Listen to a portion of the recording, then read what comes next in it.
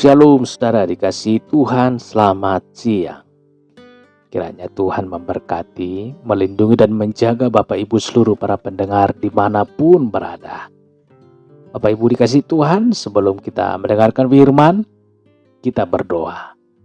Bapa di sorga, kembali kami mengucap syukur pada hari ini. Suatu kesempatan yang Tuhan berikan untuk kami mendengarkan kebenaran firman-Mu. Urapilah Tuhan pendengaran kami, hati, tubuh, dan jiwa kami, supaya dapat menerima kebenaran firman-Mu. Dalam nama Tuhan Yesus kami berdoa dan mengucap syukur. Haleluya. Amin. Bapak Ibu Saudara, pembacaan firman di tengah-tengah kita pada saat hari ini yang tertulis dalam Lukas 10 ayat 29. Tetapi untuk membenarkan dirinya, orang itu berkata kepada Yesus, "Dan siapakah sesamaku manusia?" Tuhan Yesus meminta kita mengasihi sesama manusia. Pertanyaan yang sering kali dilontarkan banyak orang, siapakah sesamaku manusia? Persis seperti kata pepatah saudara, kura-kura dalam perahu. Pura-pura tidak tahu saudara. Sang ahli kitab ini pura-pura bertanya, pura-pura tidak tahu. Ia mungkin berharap Yesus akan menyebut kriteria atau syarat tertentu untuk sesama manusia, sehingga ia bisa menyanggahnya saudara. Alih-alih menjawab pertanyaan itu, malah Yesus memberikan perumpamaan yang mengejutkan. Orang Samaria yang murah hati, saudara. Menarik untuk diperhatikan bahwa perumpamaan yang Yesus sampaikan ini sebagai jawaban atas pertanyaan yang tidak tulus dari ahli Taurat ini, saudara. Ahli Taurat ini sengaja hendak menguji Yesus. Sesungguhnya ia tidak benar-benar ingin tahu tentang kebenaran. Ia hanya ingin mengetes Yesus di depan banyak orang, saudara. Ahli Taurat dan orang Farisi memang selalu mencari celah untuk menemukan kesalahan Yesus. Mereka ingin mempermalukan Yesus di depan banyak orang. Hal yang sama juga terjadi di zaman sekarang ini. Banyak orang hanya ingin berdebat dengan menunjukkan bahwa ia tahu lebih banyak dibanding orang lain. Ia lebih pandai dibanding lawan bicaranya. Hanya sebatas untuk memuaskan hasrat intelektualnya saja. Hanya demi memuaskan pikirannya saja, saudara. Ia ingin menunjukkan kehebatannya saja.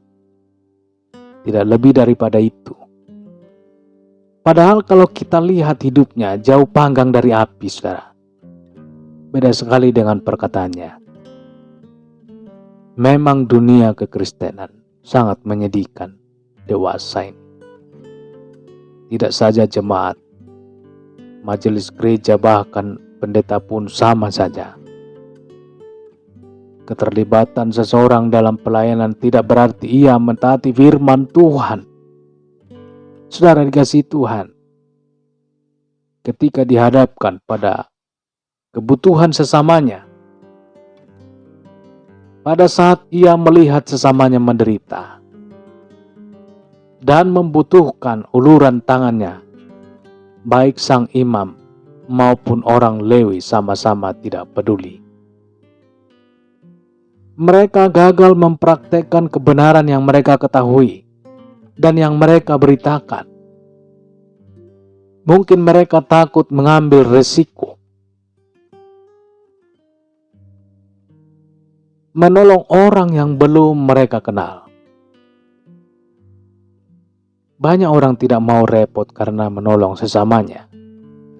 Maunya cari aman, maunya enak sendiri.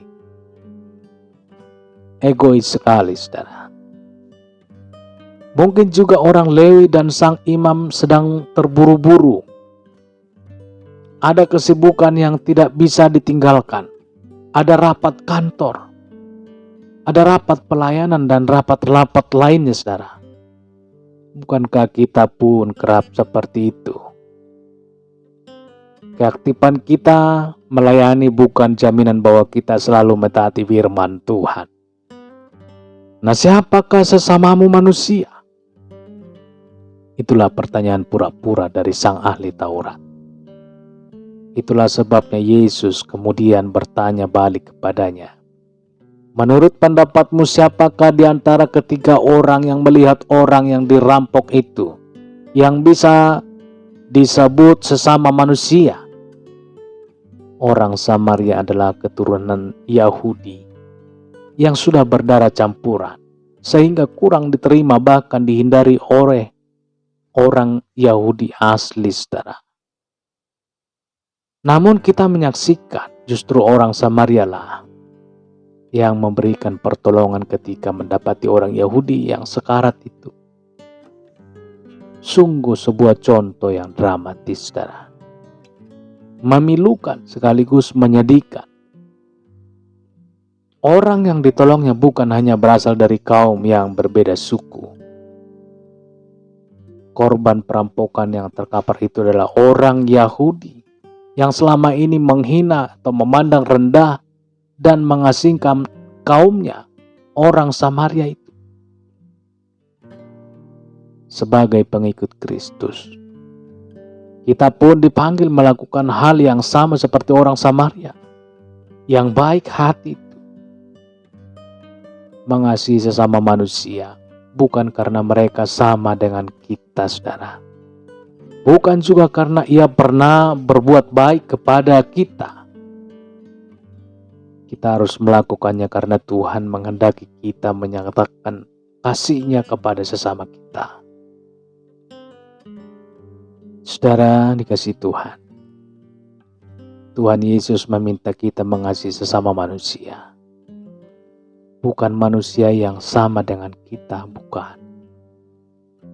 Dan mohon maaf Bapak Ibu, termasuk juga orang-orang yang pernah menyakiti kita. Kita harus sanggup.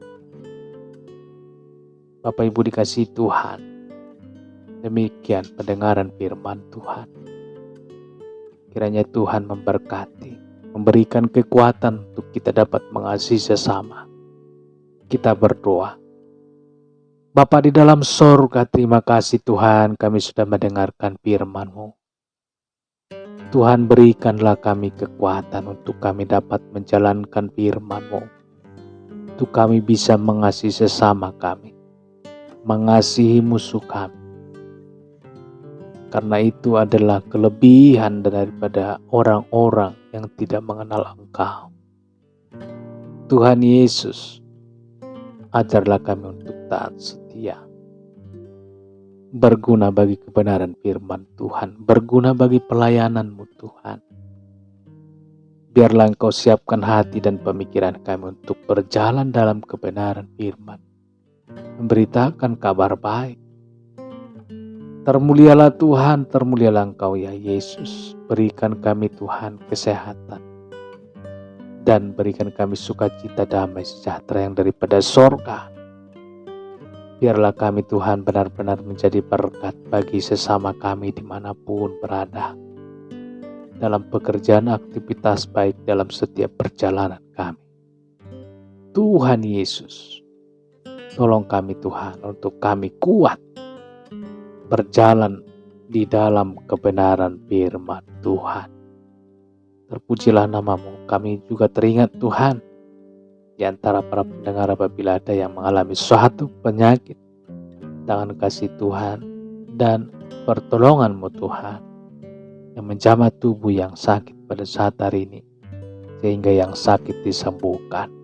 Di dalam nama Tuhan Yesus, yang sakit disembuhkan.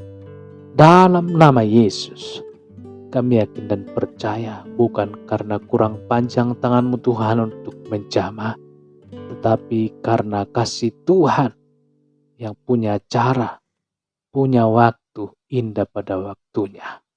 Terpujilah nama-Mu Tuhan, termulialah nama-Mu Yesus pada saat hari ini, kal untuk selama-lamanya. Haleluya. Amin. Bapak Ibu Saudara dikasihi Tuhan, kita sudah mendengarkan kebenaran firman Tuhan dan kita sudah berdoa. Kita yakin dan percaya bahwa kuasa Tuhan yang bekerja amat luar biasa. Dan Dia dapat bekerja dengan di ambang batas, saudara. Kita percayakan seluruhnya kepada Tuhan. Beban berat permasalahan kita, dan supaya Tuhan yang campur tangan. Kita serahkan dan jangan ditarik lagi, saudara. Sekali kita serahkan kepada Tuhan, biarkan Tuhan yang berkarya dan campur tangan. Jangan khawatir, jangan bimbang. Perkara Tuhan amat luar biasa, Dia menyelesaikannya sesuai dengan kehendak Tuhan. Pujilah Tuhan dan sampai berjumpa kembali kita dalam renungan selanjutnya. Haleluya. Amin.